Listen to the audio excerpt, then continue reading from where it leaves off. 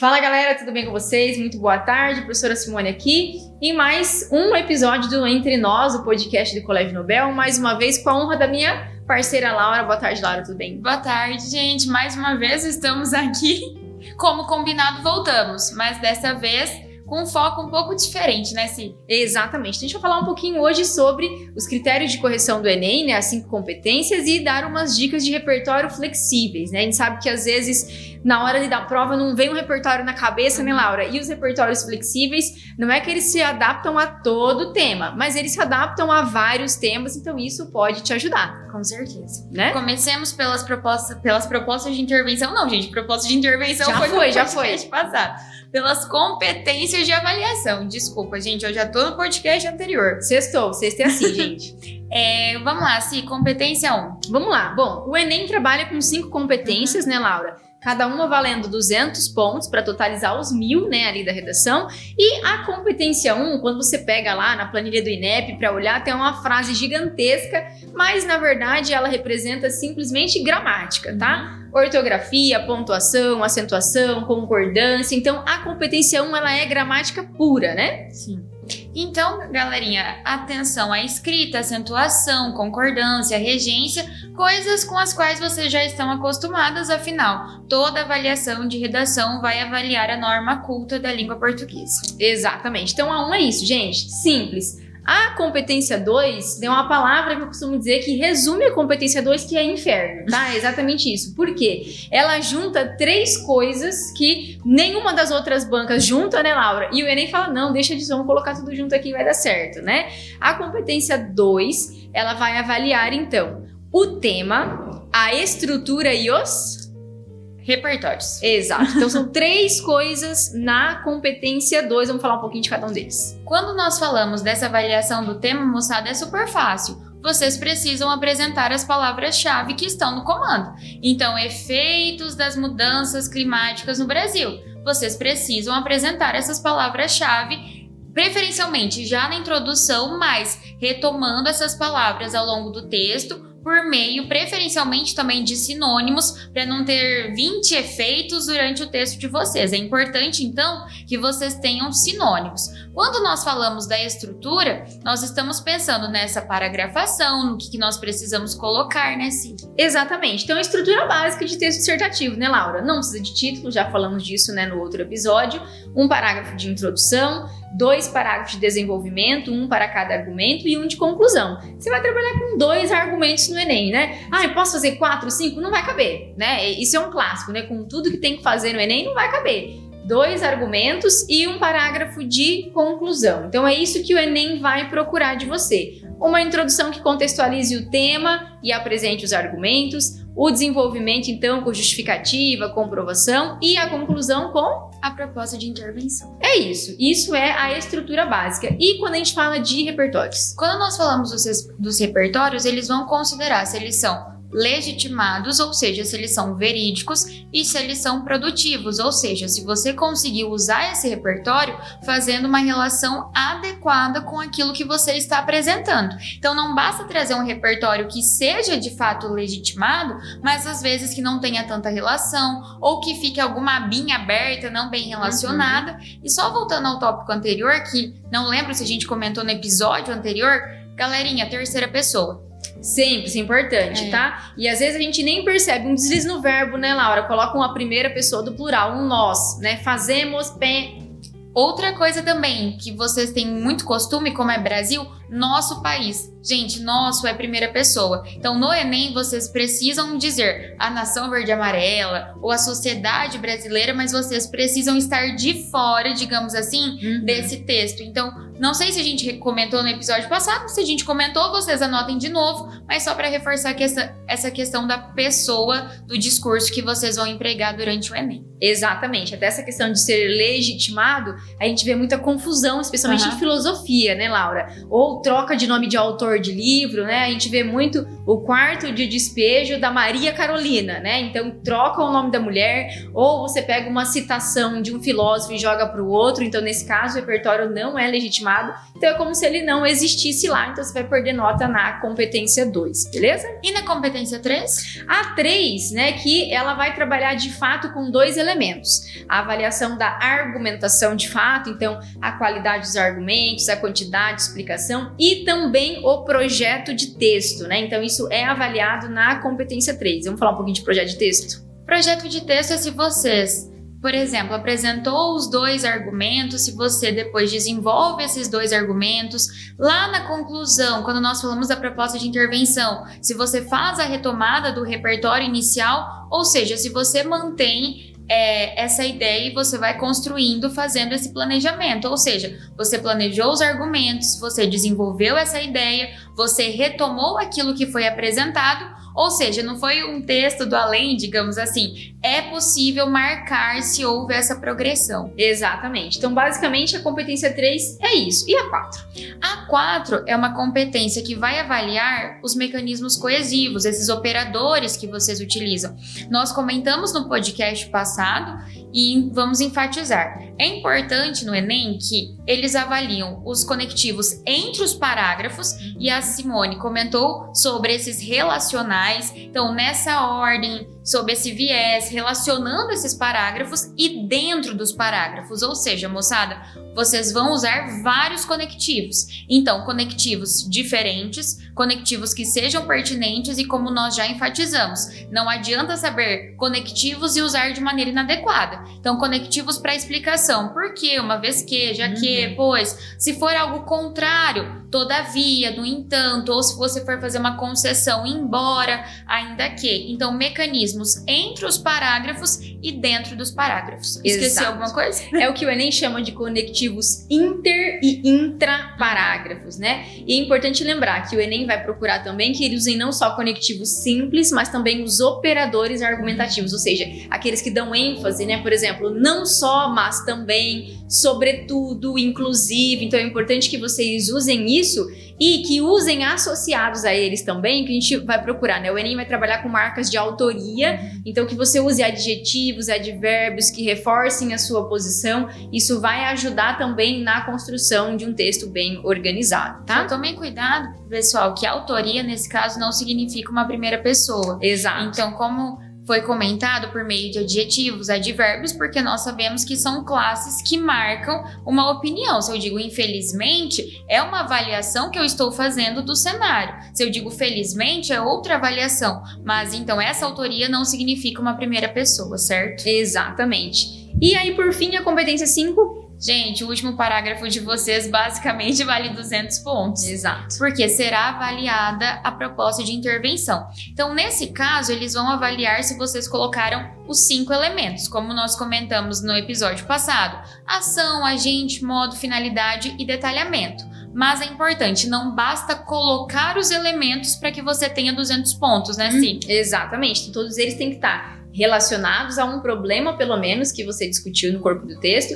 Quantas propostas você precisa para tirar 200? Uma com os 5 elementos válidos e relacionados a pelo menos um problema que você discutiu. Ah, eu quero colocar 2. Posso? Pode, se couber, se você der conta de colocar, não tem problema. Mas o importante é que esses elementos sejam válidos, relacionados ao tema e aos argumentos que você desenvolveu. Então, a competência 5 é puramente proposta de intervenção. E é nessa competência, como nós falamos no episódio passado, que vocês serão penalizados caso vocês usem o governo deveria, a escola poderia, então nada desses verbos que indicam, de certa forma, essa possibilidade. Exato, né? E aí, até antes da gente entrar na questão dos repertórios de fato, muita gente nos pergunta: eu posso usar a informação do texto de apoio no Enem? Né? Então, essa é uma dúvida muito comum. O que é importante saber, galera?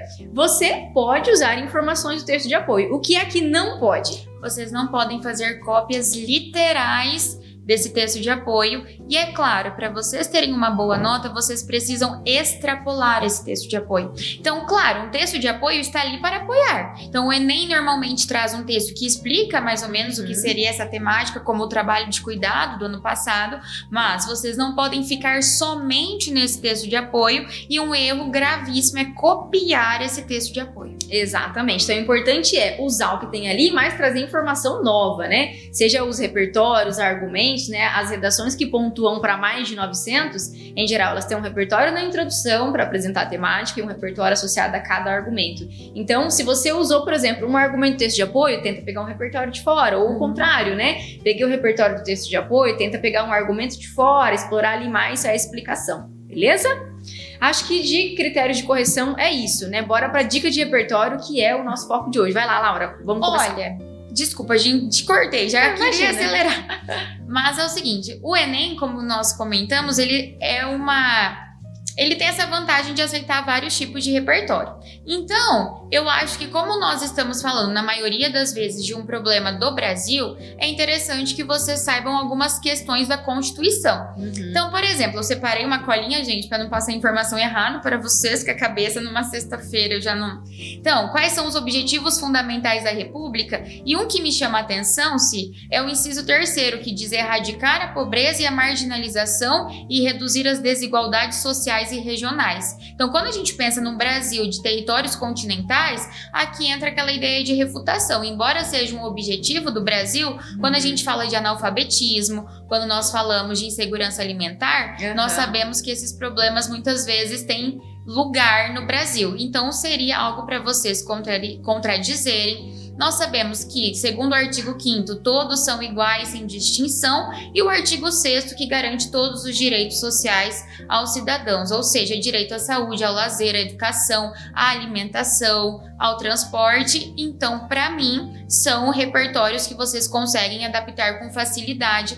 a depender do tema. Algum da Constituição, legislação? Isso, né? Nesse âmbito é de legislação, né? Então, a gente tem, além da Constituição, se você falar, mas acho que eu não quero citar a Constituição, que muita gente cita. O artigo 25 da Declaração Universal dos Direitos Humanos, ele é quase que um copia e cola do artigo 6º. Ele vai falar também dos mesmos direitos. A gente tem Estatuto da Criança e do Adolescente, que vão falar dos direitos, né, de jovens. A gente tem Estatuto do Idoso, que vai falar dos direitos do idoso. A gente tem Lei Maria da Penha, que é a lei de proteção à mulher. Então, em caso de qualquer tipo de violência contra a mulher, você consegue encaixar esse tipo de legislação. E é importante também que esses repertórios são flexíveis e bem flexíveis, porque eles podem ajudar tanto na introdução como no desenvolvimento. Porque às vezes alguns repertórios que vocês escolhem, eles acabam sendo mais produtivos ou na introdução ou no desenvolvimento. Então a Constituição, eu acho que ela acaba sendo bem coringa, justamente porque se encaixa tanto na introdução como nos desenvolvimentos. Exato. E fora do âmbito de legislação? Vamos lá, a gente separou algumas categorias aqui, né? Temos na categoria livros. Livros, um dos mais citados é Quarto de Despejo, sempre. Porque ele traz vários problemas sociais. Então, a fome, a miséria, essa marginalização. Então, como nós mencionamos, né, gente? Se você não assistiu ao episódio anterior, fica a dica. O importante é que essas obras que são tão grandes assim, ou melhor, tão vastas em questão de temática, que vocês deem um enfoque. Não adianta falar assim, na obra tal tem isso. Não. Foque naquilo que você quer dizer para fazer uma relação bem produtiva em relação ao tema específico. Exato, né? Até nesse âmbito dos livros, né? Um que é muito comum, citado no Enem, é O Cidadão de Papel, do Gilberto de Menstein, que é um jornalista e escritor brasileiro, que ele vai mostrar justamente que tem um monte de direito que só tá no papel. Então ele se casa bem com essa questão de legislação, porque no desenvolvimento você mostra que, olha, esse direito que tá lá na Constituição ou em outra lei, ele não é praticado e isso é atestado pelo livro, né? Então é um repertório bacana para você relacionar com a questão da Constituição. Hoje mesmo, eu vi uma publicação de algumas questões que vêm recorrentes. Então, alguns autores brasileiros que têm sido citados, dependendo do contexto. Graciliano Ramos, com Vidas Secas. Sim. Nós temos os livros da Daniela Arbex, que ela sempre fala sobre a importância da memória no Brasil, então, dependendo, questão de memória, falando de justiça. Então, são autores brasileiros também, que são obras, às vezes, um pouco mais específicas, mas esse conceito geral de memória, de lembrança e de fatos, vocês também podem acabar encaixando. Eu gosto também muito do ensaio sobre a cegueira do José Saramago, porque ele é flexível, porque ele vai contar a história de uma comunidade afetada por uma epidemia de cegueira, né? Então, a cegueira, ela é uma simbologia, uma metáfora daquilo que as pessoas não veem, né? Então, se você coloca na introdução, por exemplo, a contextualização do livro, você pode encaixar o tema depois, né? Então, de forma análoga ao livro, muitos brasileiros não veem e põem o tema depois. Não veem os desafios para valorizar as comunidades e povos tradicionais, o trabalho de cuidado da mulher, os efeitos das mudanças climáticas. Então, é um repertório muito bacana também, bem flexível. Com certeza. E algumas citações, que às vezes não são obras, mas algumas isoladas que você sugeriria para o pessoal? Eu tô lendo um livro sobre estoicismo agora, não tô praticando nada, tá? Essa é a verdade, mas tô achando muito legal. O estoicismo vai dizer que se não tá no nosso controle, não se preocupe, não se estresse. Eu falo, não, eu vou me estressar sim, porque eu sou dessas, né? Então, mas tem citações muito legais, e um dos maiores representantes do estoicismo é o Epiteto, que era um ex-escravo, né? Que foi filósofo. Ele tem uma frase curta, que eu acho que dá certo em temas educacionais. Ele vai dizer, só a educação liberta. Então você consegue relacionar, por exemplo, em temas de analfabetismo, ao próprio novo ensino médio, né, que tem trazido mudanças que não estão para libertar, mas mais para aprisionar, né, relações, por exemplo, de acesso ao ensino superior. Então acho que é uma citação bem coringa, porque esse âmbito educacional é muito vasto. Sim, aproveitando o ramo educacional, Nelson Mandela dizia que a educação é a arma mais poderosa que nós podemos usar para transformar o mundo. Então, nesse âmbito educacional, porque quando a gente fala de educação, nós sabemos que muitas das soluções para muitas coisas partem da educação.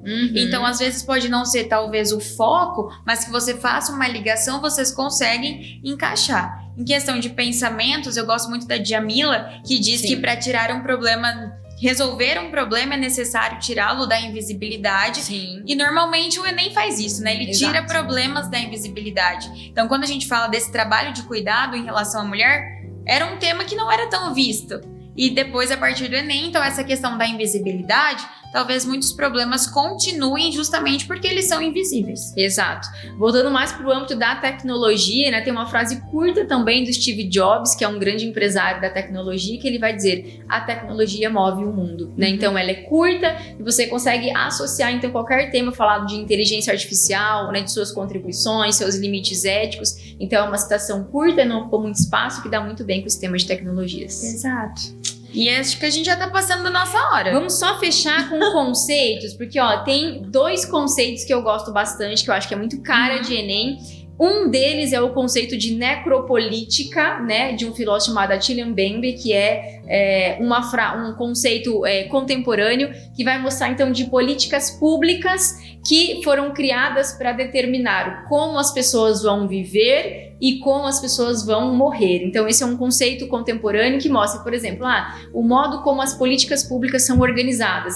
Elas garantem acesso à educação, né? Elas garantem como as pessoas vão ter acesso a isso, elas garantem saúde, então elas determinam quem é que vai viver e como, quem é que vai morrer e como vai morrer. Então é um conceito contemporâneo muito legal, que eu tenho visto bastante em Enem. O clássico Banalidade do Mal, da Hannah Arendt, né, que ela vai dizer que quando algo ruim acontece com frequência, então deixa de ser visto como um problema, também é super flexível e dá certo em vários temas. Eu lembrei das nossas instituições, o zumbi do Bauman, né? Total. Porque ele diz que o que é uma instituição zumbi? Que deveria fazer, mas que ela não faz. Então é uma instituição que está ali, entre aspas, para ser zumbi. Só está ali e não efetiva na prática aquilo que se propõe. Exato. E um outro que eu gosto muito é o conceito de capitaloceno, né, que é um conceito contemporâneo da sociologia, que é usado para designar a era geológica em que a gente vive em substituição ao Holoceno. Então ele junta duas palavrinhas, capital e centro. Então o capital no centro é o conceito de capitaloceno, e isso se associa muito inclusive à questão de mudanças climáticas, né? Essa busca por riqueza, por poder, por produzir cada vez mais tem levado, então, a uma série de impactos, né, na sociedade e no ambiente. Então, esse conceito de capitaloceno, até a questão do burnout, né? A gente buscando sempre produzir mais riqueza, que se associa também ao livro Sociedade do Cansaço, né? Que vai falar dessa sociedade de desempenho, de produzir, tem levado a uma série de conflitos. E só para finalizar, eu havia dito que a gente já estava na nossa hora. Temas?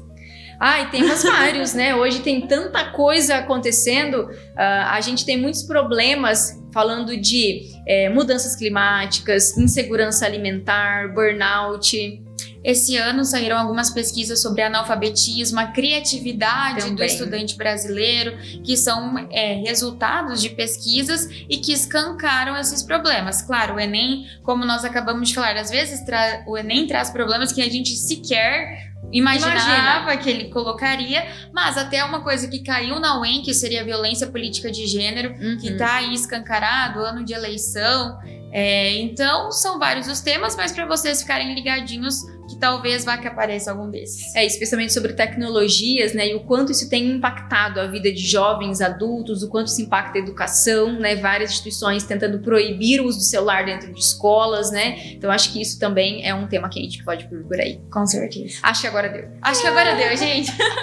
Gente, então é isso, né, prazer estar com vocês mais uma vez, obrigada, Laura. Prazer é todo meu, sempre que precisar, estaremos entre nós, entre vocês, esperamos resultados tão bons quanto no primeiro semestre. Isso aí, então vai lá e traz o 1000, né, Laura? Com certeza, a gente quer, viu? O Paraná não tem muita tradição, cabe a vocês, quem sabe, quebrar essa história não tão boa. Exato. Gente, grande beijo, ótima prova pra vocês e até a próxima.